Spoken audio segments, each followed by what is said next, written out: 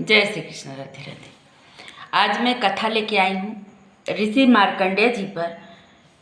आज मैं बताऊंगी कि ऋषि मार्कंडेय जी कौन थे और इनकी उम्र 5 वर्ष की थी आयु, और भोलेनाथ की कृपा से। लेकिन ये प्रलय आने पर भी नष्ट नहीं हो सकते। आखिर इसकी वजह क्या है, तात्पर्य क्या है, इस कथा को आज मैं आप लोग के सामने लेके आई हूँ। अगर मेरी कथा अच्छी लगे तो कमेंट ज़रूर करिएगा, और कोई कमी हो तो भी आप लोग कमेंट करके बताइएगा।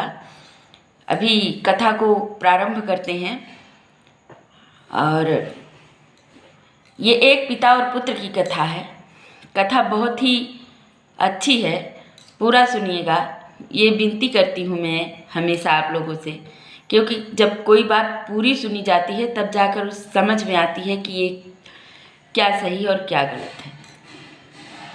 काशी के एक पिता और पुत्र की कथा है। एक ब्राह्मण थे काशी के, सच्ची घटना है ये। काशी के थे, उनको कोई पुत्र पुत्री थे ही नहीं। उनका वृद्धावस्था आने को हो गया और भगवान शिव के बहुत ही अनन्य भक्त थे। वो भगवान शिव की बहुत ही पूजा पाठ किया करते थे। रोज भगवान शिव से प्रार्थना करते थे कि हे प्रभु, मुझे पुत्र का सुख प्राप्त करा दो।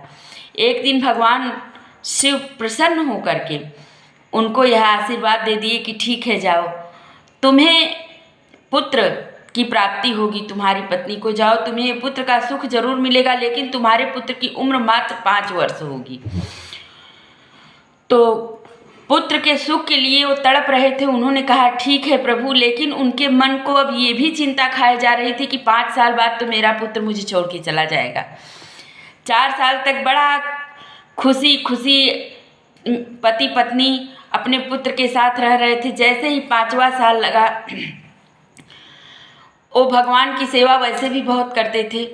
वो इतना मतलब रोते थे मन मन में, और एक गुरु के पास गए। अपने गुरु के पास जा कर के कहा कि मैं अपने पुत्र के लिए बहुत ही परेशान हूँ और मेरी आत्मा रो रही है। अब 1 साल शेष है मेरे पुत्र को, नहीं मेरा पुत्र मुझे छोड़ के चला जाएगा। तो उनके गुरु ने उन्हें सलाह दिया कि ऐसा करो कि तुम जाओ 1 साल के लिए गंगा की तट पर अपना निवास स्थान बनाओ, और सबको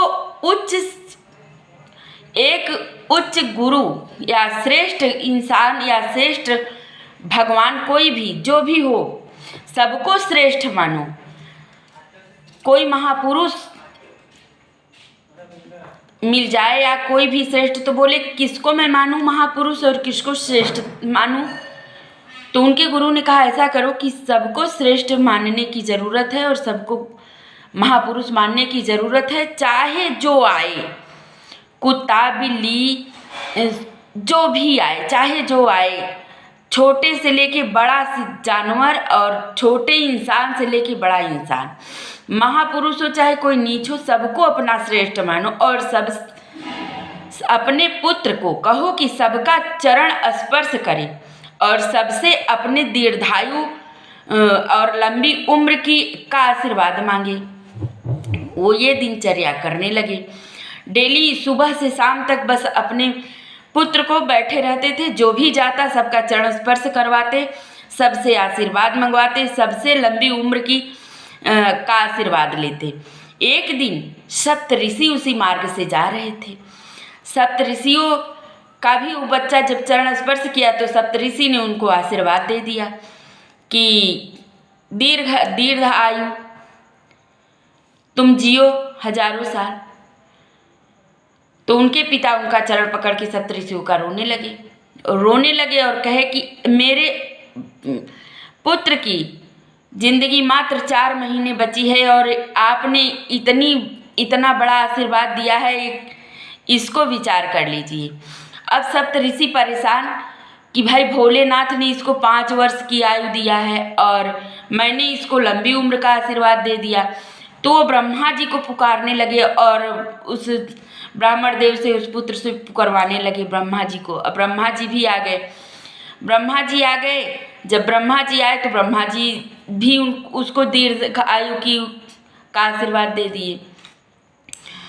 अब उनके उनके जीवन का, उस मार्कंडेय ऋषि के जीवन का मात्र शेष जीवन का 1 महीना रह गया था, 30 दिन, शेष दिन 30 दिन। तो फिर उसके बाद ब्रह्मा जी को सारी कथा सप्तऋषियों ने कह सुनाई। तो जब सारी कथा सप्तऋषियों ने कह सुनाई तो ब्रह्मा जी भी परेशान। उन्होंने कहा ऐसा करो कि चलते हैं भगवान शिव के पास। भगवान शिव के पास गए तो भगवान शिव पहले नारायण के पास गए, नारायण से भी आशीर्वाद दिया। नारायण को भी सारी कथा कह सुनाई तो नारायण ने कहा चलो पहले भगवान शिव के पास चलते हैं। अब भगवान शिव के पास गए। जब भगवान शिव के पास गए तो भगवान शिव देखे नहीं, चरण स्पर्श किया बच्चा और उसको वो भी दीर्घायु की का आशीर्वाद दे दिए। तो भगवान शिव ने को सप्तऋषियों ने और ब्रह्मा जी ने कहा, विष्णु जी ने, जरा आप अपनी आँख, क्योंकि वो हमेशा अपनी मस्त रहते हैं राम नाम में, आँख बंद करके जो भी चरण पड़ा उसको आशीर्वाद दे दिए। ये नहीं सोचते कि मैं आशीर्वाद दे रहा हूँ, किसको दे रहा हूँ। क्योंकि देखिए महादेव, उनकी महिमा अपरंपार। तो सारी कथा जब उन्होंने सुना तो वो जब आँख खोले तो देखा कि मैंने ही तो इन ब्राह्मण देव को आशीर्वाद दिया था पुत्र की, और अब इसके जीवन के मात्र 2 दिन बचे हैं। अब आशीर्वाद तो उन्होंने भी दे दिया।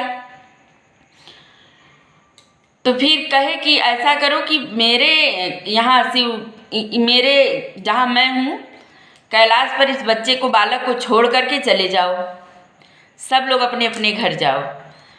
अब वो चले आए, सब चले गए। अब जिस दिन उस बालक का अंत समय था, उस दिन भगवान शिव ने कहा कि मेरे शिवलिंग पर तुम राम राम बोलते रहो और बेलपत्र अर्पित करते रहो। तो शिवलिंग को बच्चे ने शिवलिंग पे यही किया और बोलता रहा और ओम नमः शिवाय, राम राम, और बेलपत्र चढ़ाता रहा। और तब से यमराज आ गए। जब यमराज आए और अपनी सूली उस बच्चे के गले पर फांसी का फंदा डाले तो बच्चे ने डर करके शिवलिंग को बड़े जोर से कस करके पकड़ लिया और पकड़ कर रोने लगा। भगवान की आँख खुल गई।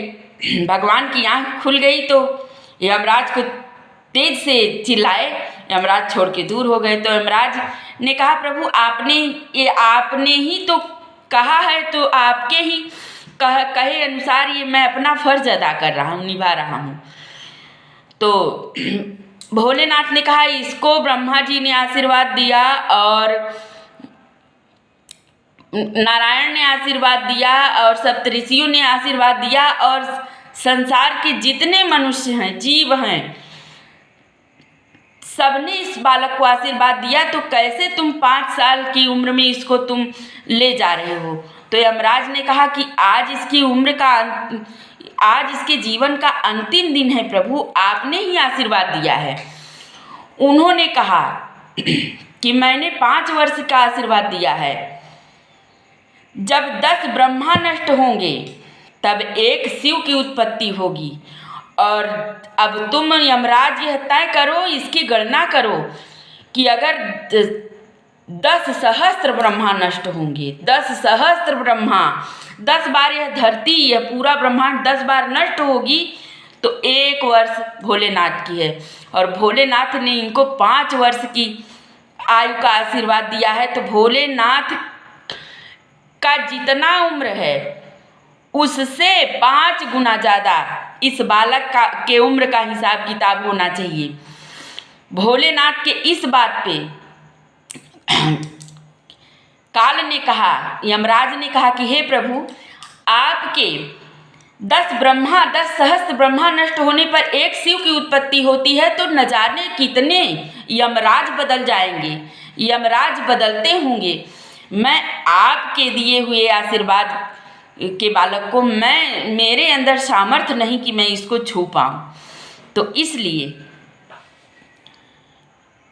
आज भी उनका नाम मार्कंडेय ऋषि है। वहाँ से महाप्रलय आ जाए तो भी मार्कंडेय ऋषि नष्ट नहीं हो सकते। कभी भी मार्कंडेय ऋषि का कोई बाल बांका नहीं कर सकता। मेरा इस कथा को कहने का तात्पर्य मात्र इतना है कि आशीर्वाद में इतनी बड़ी शक्ति है, इतनी बड़ी शक्ति है कि मृत्यु को भी टालने की क्षमता रखती है।